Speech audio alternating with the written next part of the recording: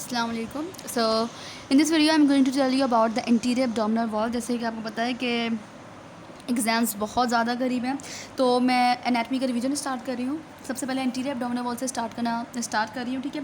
सबसे पहली बात मैं आपको ये बताते चलूँ कि जो इंटीरियर एब्डोमिनल वॉल है, एक्चुअली इसको बुक में mention anterior lateral abdominal wall क्यों किया हुआ है, क्योंकि ये जो होता है ये इंटीरियर साइड को भी कवर कर रही होती है और लेटरल साइड को भी कवर कर रही होती है, इसलिए हम इसको एंटीरियर लेटरल एब्डोमिनल वॉल कहते हैं, ठीक है।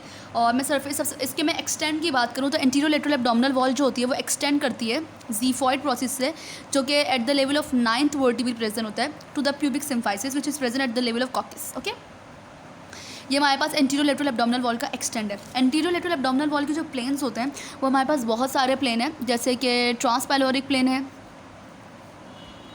एक हमारे पास सब कोस्टल प्लेन है, ट्रांस ट्यूबरकुलर प्लेन है, और चौथा जो हमारी बुक में मेंशन है वो लीनिया सेमिलिनराइज है। This is not a proper plane semilunaris, ठीक है। सबसे पहले ट्रांसपैलोरिक प्लेन की बात करूँ तो ट्रांसपैलोरिक प्लेन जो होता है, ट्रांसपैलोरिक प्लेन जो है एक इमेजिनरी ट्रांसवर्स प्लेन है, जो कि मैं एंटीरियरली अगर बात करूँ तो 9th कोस्टल कार्टिलेज पे होता है एंटीरियरली, और मैं पोस्टीरियरली अगर मैं बात करूँ तो जो है वो L1 लंबर वर्टिब्रे पे होता है, ठीक है। ये मैंने रिब्स बनाई हैं और ये ट्रांसपैलोरिक प्लेन है, 9th कोस्टल कार्टिलेज पे होता है, ठीक है। और सब कोस्टल प्लेन की अगर मैं बात करूँ तो सब कोस्टल नाम खुद बता रहा है कि सब यानी कि नीचे, और कोस्टल ये जो कोस्टल मार्जिन है इसके नीचे हमारे पास एक और प्लेन होता है जिसका नाम होता है सब कोस्टल प्लेन, ठीक है। और ये जो होता है ये 3rd लंबर वर्टिब्री से पास हो रहा होता है। सब कोस्टल प्लेन जो होता है ये 3rd लंबर वर्टिब्री से हमारे पास पास हो रहा होता है। ये जो लीनिया सेमिलिनारिस है, यहाँ पर हमें पता है कि ये मसल्स होते हैं, तो ये जो होता है रेक्टस एब्डोमिनस मसल है, बाकी ये बहुत सारे मसल्स होते हैं। खैर ये रेक्टस एब्डोमिनस मसल है, सॉरी, रेक्टस एब्डोमिनस मसल का जो लेटरल मार्जिन होता है एक्चुअली उसे हम लीनिया सेमिलिनारिस कहते हैं, लेकिन अगर मैं ज़्यादा ब्रॉड टर्म्स में बात करूँ तो जो लीनिया सेमिलिनारिस होता है वो एक्सटेंड होता है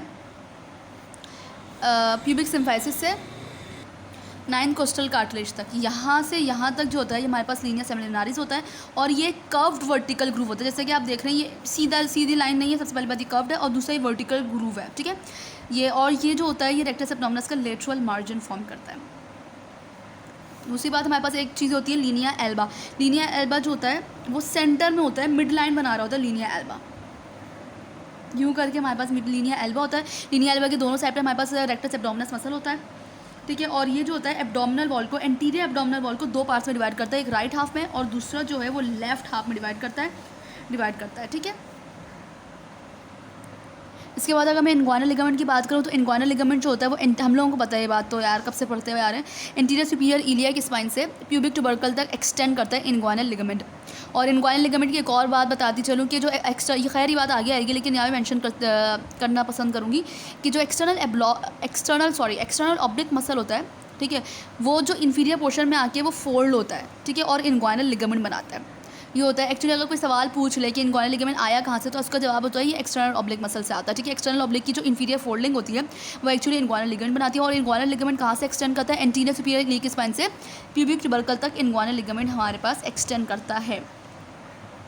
और कुछ सरफेस लैंडमार्क्स में हमारे पास स्पर्मेटिक कॉर्ड मेंशन है। स्पर्मेटिक कॉर्ड को भी हम स्किन के थ्रू फील कर सकते हैं, यानी कि अगर मैं फिंगर और थंब के थ्रू थंब उस पर प्रेस करूँ तो मैं स्पर्मेटिक कॉर्ड को फील कर सकती हूँ। स्पर्मेटिक कॉर्ड जो होता है वो यहाँ से शुरू होता है और मीडियली जो होता है वो आता रहता है और उसके बाद स्क्रोटम में डिप कर जाती है हमारे पास जो स्पर्मेटिक कॉर्ड होती है, ठीक है। इसके हमारे पास स्किन और सुपरफिशियल फेशिया के टॉपिक्स हैं। स्किन और सुपरफिशियल फेशिया, सबसे पहले स्किन की डिस्कस करते हैं। तो स्किन की जो सबसे अहम बात है, एंटीरियर एब्डोमिनल वॉल की स्किन की जो सबसे अहम बात है, जो कि बाकी हमारी बॉडी की स्किन में नहीं पाई जाती, वो ये है कि जो एंटीरियर एब्डोमिनल वॉल की स्किन होती है ना वो स्ट्रेचेबल होती है, यानी कि उसमें काफ़ी ताकत होती है कि वो अच्छी खासी स्ट्रेच हो सके। अब ऐसा क्यों होता है, क्योंकि प्रेगनेंसी में हमें पता है कि हमारा जो एंटीरियर एब्डोमिनल वॉल है वो काफ़ी जो है ग्रो कर जाती है, ग्रो नहीं करती, स्ट्रेच हो जाती है, तो वो स्किन की कैपेबिलिटी होती है कि वो स्ट्रेच कर सके। तो जो एंटीरियर एब्डोमिनल वॉल की स्किन में स्ट्रेचिंग की एबिलिटी है वो हेल्प करती है प्रेगनेंसी में, या फिर जो लोग ओबीस होते हैं, मोटे होते हैं, उन लोगों में हेल्प करती है, ये होता है। और हमारे पास पता है कि एंटीरियर एब्डोमिनल वॉल जो होता है इसकी स्किन में हमारे पास सबसे ज़्यादा इंपॉर्टेंट चीज़ अम्बालिकस प्रेजेंट होता है। अम्बालिकस एक नॉर्मल स्कार है जो कि एब्डोमिनल वॉल में प्रेजेंट होता है, और ये रेमनेंट है अम्बालिकल कॉर्ड के बाद। तो सबको पता होती है कि जो हमारे पास जब फीटल लाइफ होती है लाइफ होती है, या फिर हमारे पास एम्ब्रियोनिक पीरियड जो होता है, तो हम अम्बिलिकल कॉर्ड्स के थ्रू प्लेसेंटा से कनेक्टेड होते हैं, मदर से कनेक्टेड होते हैं। तो जब डिलीवरी के दौरान अम्बिलिकल कॉर्ड काट दी जाती है तो उसकी जगह एक स्कार बन जाता है एंटीरियर एब्डोमिनल वॉल में, जिसको हम कहते हैं अम्बिलिकस। अच्छा, जो अम्बिलिकस की पोजीशन होती है वो वेरिएबल होती है, ठीक है, बंदे पे डिपेंड करता है कि कौन कितना मोटा है या बच्चा है या बड़ा है, तो इसकी पोजीशन जो होती है वो डिफरेंट होती है, वेरिएबल होती है अम्बिलिकस की। इसके बाद हम अम्बिलिकस की कुछ एनाटॉमिकल इंपॉर्टेंस की बात करूँ तो अम्बिलिकस जो होता है उसको हम वाटर शेड कहते हैं, यानी कि अम्बिलिकस का जो होता है रेफरेंस पॉइंट माना जाता है फॉर द वीनस ड्रेनेज। अच्छा, हमारे पास जो वीनस ड्रेनेज होती है ना, वीनस ब्लड फ्लो जो होता है वो या तो अम्बिलिकस के ऊपर होता है या फिर अम्बिलिकस के नीचे होता है, eight the level of umbilicus नहीं होता। दूसरी बात, इंपॉर्टेंट बात यह है कि जो हमारे पास अम्बिलिकस होता है, it is supplied by the T12 spinal cord. और अम्बिलिकस जो होता है वो एक इम्पॉर्टेंट साइट है जहाँ पे पोर्टोकेवल एनास्टोमोसिस होता है, बात तो आपको पता होगी। और पोर्टोकेवल एनास्टोमोसिस होता है अम्बिलिकस के पॉइंट पर, ठीक है। और अगर हमारे पास अम्बिलिकस के आसपास जो वेन्स होती हैं वो डायलेट कर जाएं या फिर उनमें जो फ्लूइड है वो ज़्यादा बढ़ जाए तो उसको हम कैपेट मेड्यूसी कहते हैं। ऐसा कोई सीन हो जाता है यूं करके, ठीक है, तो क्या हो जाता है, कैपेट मेड्यूसी हो जाता है। अगर अम्बिलिकस की जो वेन्स होती हैं वो डायलेट कर जाए, उस पर फ्लूइड वगैरह भर जाए तो उसको हम कहते हैं कैपेट मेड्यूसी। एक और इंपॉर्टेंट बात अम्बिलिकस में ये है कि अम्बिलिकस जो होता है वो मीटिंग पॉइंट है 3 सिस्टम्स का, एक डाइजेस्टिव सिस्टम, दूसरा जो होता है वो एक्सक्रीटरी सिस्टम, तीसरा जो होता है वो वैस्कुलर सिस्टम। डाइजेस्टिव सिस्टम की अगर मैं पर्टिकुलरली बात करूँ तो वाइट लो इंटेस्टिनल डक्ट, एक्सक्रीटरी सिस्टम जो होता है यूरेकस, और वॉस्कुलर सिस्टम जो होता है वो अम्बिलिकल वेसिकल्स होते हैं, ठीक है। स्किन हमारे पास कंप्लीट हो गया। इसके बाद सुपरफिशियल फेशिया स्टार होता है। सबसे पहले मैं आपको लेयर्स ऑफ एब्डोमिनल वॉल के बारे में बताती चलूँ। तो लेयर्स ऑफ एब्डोमिनल वॉल में हमारे पास स्किन आती है, सुपरफिशियल फेशिया आता है,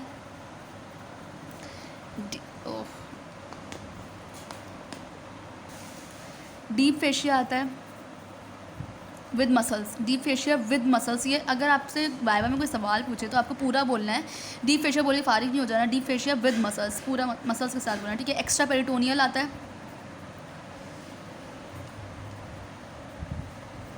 और हमारे पास तीसरी जो होती है वो पेरिटोनियल मेम्ब्रेन होती है, सॉरी, एक्स्ट्रा पेरिटोनियल फेशिया, और जो पांचवी होती है वो पैराइटल पेरिटोनिया, ठीक है। इसके लिए हम लोगों ने कर लिया। अब हम सुपरफिशियल फेशिया करने जा रहे हैं। सुपरफिशियल फेशिया के बारे में सबसे इम्पॉर्टेंट बात ये है कि जो हमारे पास सुपरफिशियल फेशिया है, एक मिनट, तो हमारे पास जो सुपरफिशियल फेशिया है इसके 2 लेयर्स होते हैं, ठीक है। इसकी सबसे पहली जो लेयर होती है उसको हम कहते हैं सुपरफिशियल फैटी लेयर, और जो दूसरी लेयर होती है उसको हम कहते हैं deep membranes layer. Superficial fatty layer जो होता है इसका नाम, दूसरा जो नाम है वो है कैम्पर्स फेशिया, और जो डीप मेम्ब्रेनस लेयर है इसका जो दूसरा नाम है वो है स्कारपास फेशिया, ठीक हो गया।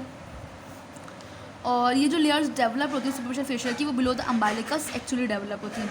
अच्छा, हमारे पास जो फैटी लेयर होता है, फैटी लेयर जब हमारे पास नीचे जाती है पेरिनियम वगैरह में, तो जब पेनिस में जाती है तो सारा अपना जो फैट होता है ये सारा लूज़ कर जाती है, यानी कि it becomes devoid of fat in the penis, while in the सक्रोटम it becomes dartos muscle, okay. और अगर मैं डीप लेयर की बात करूँ तो जो डीप लेयर होती है हमारे पास, डीप मेम्ब्रेनस लेयर जो होती है वो कोलीज फेशिया बना लेती है पेरिनियम में जाकर, ठीक है।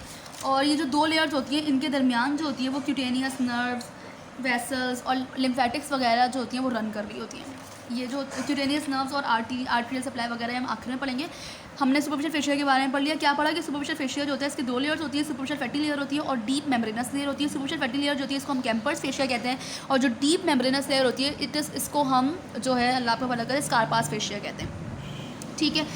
कैम्पर फेशिया जब हमारे पास सुक्रोटम में जाती है तो डार्टोस मसल बनाता है, और जो स्कारपास फेशिया जो होता है जब ये पेरिनियम में जाता है तो उसको हम कॉलीज फेशिया के नाम से पुकारते हैं। और इन दोनों लेयर्स के दरमियान हमारे पास क्यूटेनियस वेसल्स, क्यूटेनियस लिम्फेटिक्स और नर्व्स वगैरह जो होती है रन कर रही होती हैं, और इन सब के बारे में भी हम बाद में पढ़ेंगे। सबसे पहले हम मसल्स के बारे में पढ़ते हैं। अच्छा, मसल्स के बारे में मैं आपको नेक्स्ट पार्ट में बताती हूँ।